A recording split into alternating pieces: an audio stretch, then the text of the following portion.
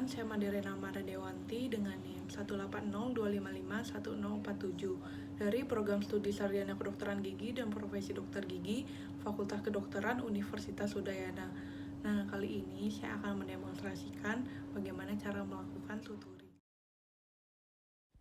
Mukosa pad, scalpel, pinset chirurgis, needle holder, gunting, jarum, dan benang. Hal utama yang harus diperhatikan dalam melakukan insisi yaitu berusaha mengembalikan fungsi dan estetik jaringan dengan minimal distorsi setelah penyembuhan. Caranya dengan insisi 1 kali tarikan dengan menggunakan blade yang tajam. Flap triangular dilakukan dengan menginsisi secara horizontal dan membuat satu tarikan recession incision pada bagian mesial. Flap ini digunakan ketika membutuhkan akses yang luas ke arah apikal pada bagian posterior, sehingga bias digunakan untuk odontektomi molar ketiga rahang bawah. Selain itu, indikasi flap triangular untuk bedah periapikal, biopsi, kuretase, eksisi, dan masih banyak lagi. Flap trapezoid merupakan flap dengan 2 buah vertikal dan 1 horizontal recession incision di sepanjang gingiva. Flap ini memberikan aspek yang lebih besar, namun flap ini lebih jarang digunakan. Indikasinya hanya ketika flap triangular tidak memungkinkan untuk mendapatkan akses yang cukup.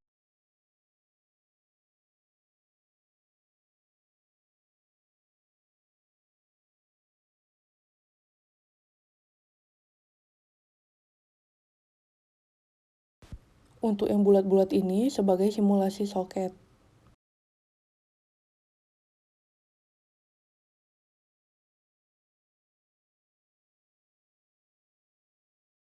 Pertama, kita akan menjahit dengan teknik simple interrupted.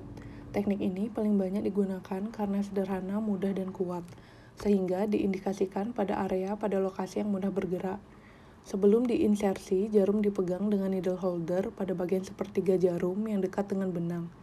Pegang bagian tepi luka dengan pinset chirurgis, lalu masukkan ujung jarum ke tepi luka dengan jarak kurang lebih 0,5 cm. Keluarkan jarum tepat pada garis luka, dan masukkan kembali jarum menuju seberang garis luka dengan jarak 0,5 cm. Tarik benang dan jangan sampai tertekuk, dan buat simpul. Penyimpulan dilakukan dengan memutar benang pada needle holder 2 kali searah jarum jam, dan 1 kali berlawanan arah dan 1 kali berlawanan jarum jam. Simpul tidak boleh diletakkan pada garis insisi agar tidak menghambat proses penyembuhan luka, sehingga simpul dibawa ke salah satu sisi. Potong benang yang berlebih dengan menggunakan gunting, kemudian lakukan hal yang sama pada luka.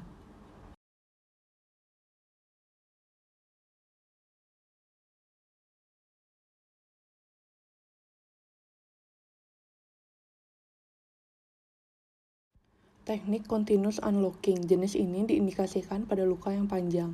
Jahitan pertama sama dengan teknik simple interrupted, namun setelah disimpul, benang yang panjang dilanjutkan untuk membuat jahitan berikutnya, dan begitu seterusnya, hingga mencapai panjang yang diinginkan.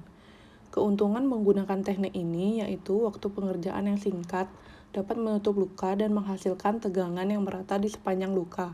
Namun, apabila suatu jahitan itu lepas, maka semua akan lepas dan rusak. Karena jahitan ini ada 2 simpul penyangga, yaitu di bagian awal dan akhirannya saja. Setelah dicapai panjang yang diinginkan, buat simpul dan manfaatkan loop yang terbentuk dari jahitan sebelumnya.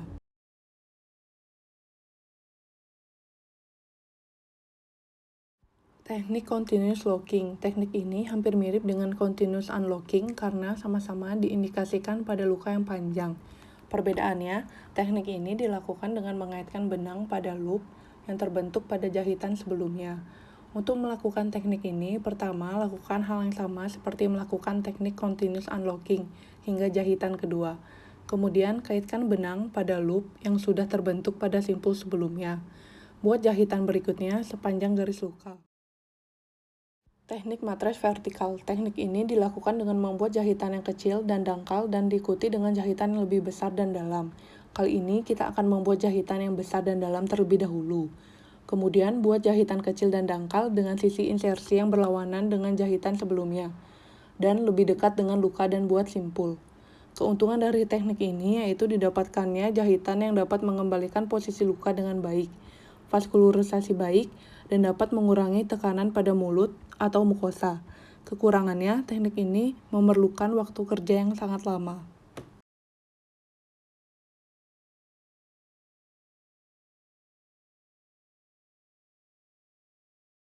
Teknik matris horizontal, teknik penjahitan yang dibuat dengan menggandeng dua jahitan secara sejajar pada masing-masing sisi luka. Salah satu implementasi kedokteran gigi yaitu untuk mendukung implan setelah pemasangan. Cara melakukannya yaitu melakukan dengan teknik yang sama seperti teknik simple interrupted tanpa disimpul. Jarum selanjutnya dimasukkan mulai dari sisi berlawanan dengan tempat insersi yang pertama. Sisa benang dan jarum akan berada pada sisi yang sama. Teknik ini digunakan pada luka yang memiliki jarak luka yang cukup jauh, sehingga regangannya cukup kuat, namun kelemahannya hasil jahitan dapat menghambat aliran darah ke tepi luka. Untuk menjahit flap, kita gunakan teknik simple interrupted suture. Penjahitan dimulai dari sudut flap, yaitu sudut pertemuan antara horizontal dan vertical incision. Insersi jarum dimulai dari mukosa bergerak ke mukosa tidak bergerak, kemudian lakukan penjahitan sepanjang garis luka.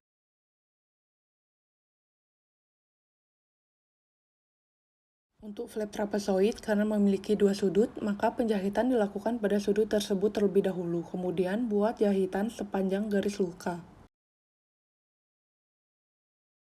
Figure 8. Teknik ini dilakukan dengan membuat jahitan dari sisi mesial soket, lalu benang melintas melewati soket dan melakukan insersi kedua dengan insersi sejajar dengan lokasi insersi pertama.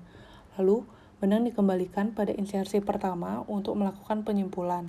Teknik ini digunakan untuk teknik penjahitan pasca ekstraksi yang berfungsi untuk mencegah blackout keluar dari soket. Jika hal ini terjadi, dapat menyebabkan dry socket pada pasien.